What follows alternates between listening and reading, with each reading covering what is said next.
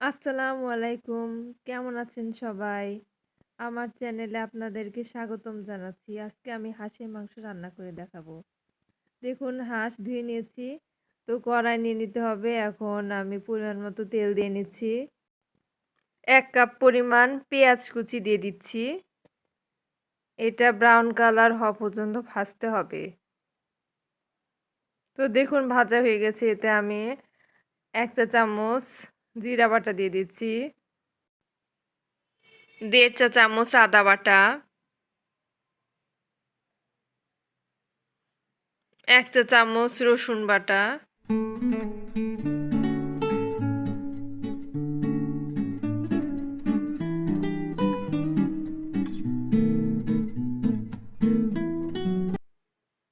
এখন একটু পরিমাণ মতো পানি দিয়ে দিতে হবে।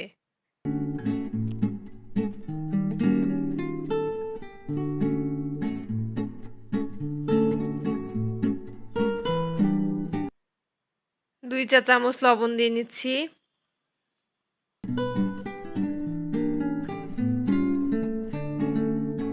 ১ চা চামচ মরিচের গুঁড়ো,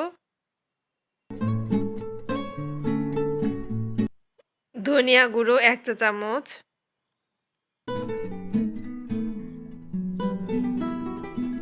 হলুদের গুঁড়া ১/২ চা চামচ, তেজপাতা ২টা দিয়ে দিচ্ছি, দারচিনি ২-৩টা আর ২-৩টা সাদা এলাচ দিয়ে দিচ্ছি। এটা ভালো করে কষাতে হবে।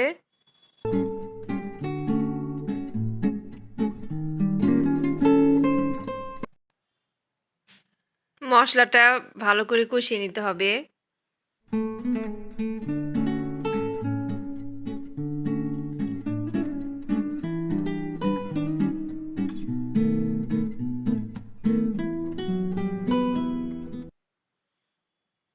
দেখুন তেল ভেসে উঠছে, তাহলে বুঝতে হবে মশলাটা কষানো হয়ে গিয়েছে। এতে আমি হাঁসের মাংসগুলো দিয়ে দিচ্ছি।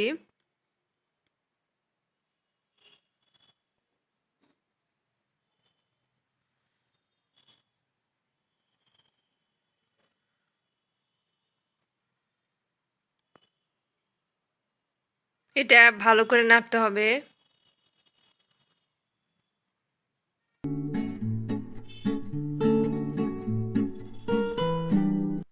মশলার সাথে মাংসটা আমি কিছুক্ষণ কষিয়ে নিচ্ছি। ঢেকে দিলাম, মাংসটা কষা পর্যন্ত ওয়েট করতে হবে। তো দর্শক দেখুন আমার মাংসটা কষানো হয়ে গিয়েছে।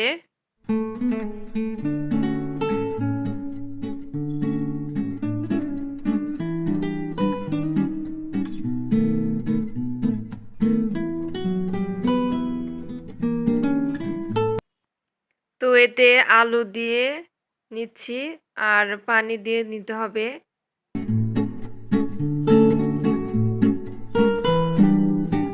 এটাকে সেদ্ধ হওয়া পর্যন্ত আমাদের ওয়েট করতে হবে।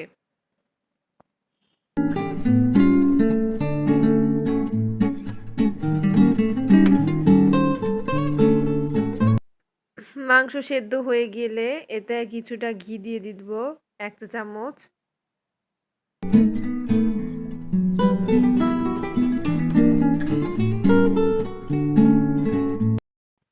ঘি দিয়ে কিছুক্ষণ নাড়তে হবে।